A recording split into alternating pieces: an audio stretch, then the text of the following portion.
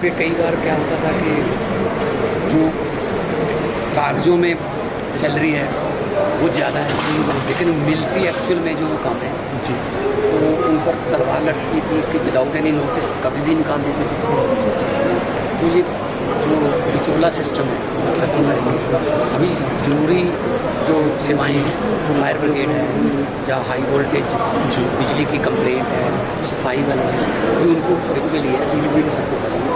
तो ये बिल सर्वसम्मति से पास हो गया। और दूसरा है जो स्कूलों की फ़ीस जी, जो प्राइवेट स्कूलों की मनमर्जी थी वो बंद हो गई। 7800 से ज़्यादा स्कूल है, 32 लाख बच्चे पढ़ते हैं। स्कूल जो है पता नहीं किस किस किस्म की फीसें चार्ज करते थे, उसमें डेफिनेशन दी गई है उस बिल में जी कि 5% से ज़्यादा पर ईयर वो बढ़ा नहीं सकते।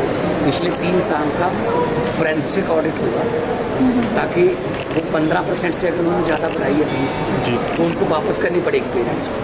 और फीस का भी डेफिनेशन दिया है कि फ़ीस का मतलब है जो कंपल्सरी पैसे पेरेंट्स से लिए जाते हैं। कोई बिल्डिंग फीस के नाम पे ले लेते हैं, कुछ वोकेशनल टूर के नाम पे ले लेते हैं, कोई ट्रांसपोर्ट फीस हो गई, कोई मतलब ऐसे बहुत सी फीसें ट्यूशन फीस के बिना बना रखी हैं। तो जो भी पैसा पेरेंट्स को देना पड़ता है हम उसको फीस मानेंगे जी। इससे बहुत फ़ायदा होगा क्योंकि प्राइवेट स्कूलों की पढ़ाई जो है वो आम पेरेंट्स के बस से बाहर हो गई है। ओवर में गए तो उससे कुछ फर्क नहीं, मैं उनको कहूँगा कि हम कोई आपके खिलाफ नहीं, लेकिन पढ़ाई को व्यापार इतना भी इस लेवल का व्यापार ना बनाया जाए। विद्या जो है तो बाबा साहब भीमराव अम्बेडकर जी ने कहा था कि जो एजुकेशन है वो शेरनी के दूध जैसी है, जो भी उसको एक बार पी लेगा वो दहाड़ेगा। और quality education, right to education, ये हमारे मतलब ज़रूरी विषय है जी।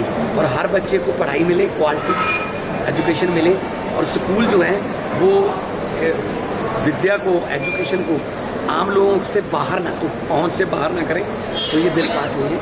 एक पेड़ों का बिल है जी, जिसमें प्रस्ताव है कि पेड़ लगा जो है खासतौर पे जो 70 साल 80 साल 100 साल पुराने पेड़ हैं उनके काटने पर हम पाबंदी लगा रहे हैं जी। उसके लिए कमेटी बनी है स्टेट की, गवर्नमेंट की परमिशन के बिना।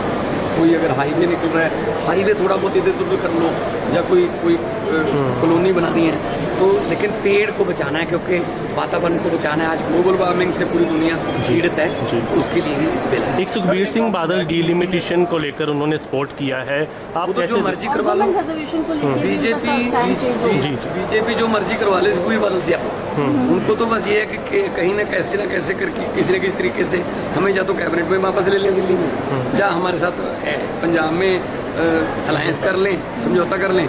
बाकी समझौते करने के लिए चाहे जो मर्जी करवा लो उनसे। पर पंजाब के लिए ठीक है सर, आपको लगता है ये बिल पंजाब के लिए ठीक है? डिबेट होने वाली है, डिबेट होनी है, शायद स्पेशल किस पे लाएंगे पता नहीं कैसे लाएंगे, लेकिन कहा जा रहा है औरतों को रिजर्वेशन जी, महिला रिजर्वेशन, तो फिर इसी में क्यों नहीं देते 33% जो 542 है, ठीक है ना। इसमें कुछ ना कुछ जो लगता है तो इस पर डिबेट होनी चाहिए, पहले स्टैंडिंग कमेटी के पास चलते हैं। आपने जो लेटर लिखी है जो राज्यपाल जी, हाँ जी, मैंने गवर्नर साहब को लेटर लिखा है कि 31 साल हो गए उनको, और उनकी जो माँ है, माता जी हैं, वो बहुत बीमार चल रहे हैं, बेहोश, नाम लेने पर थोड़ा बहुत रिएक्ट करते हैं। तो ये ह्यूमन राइट्स में आता है।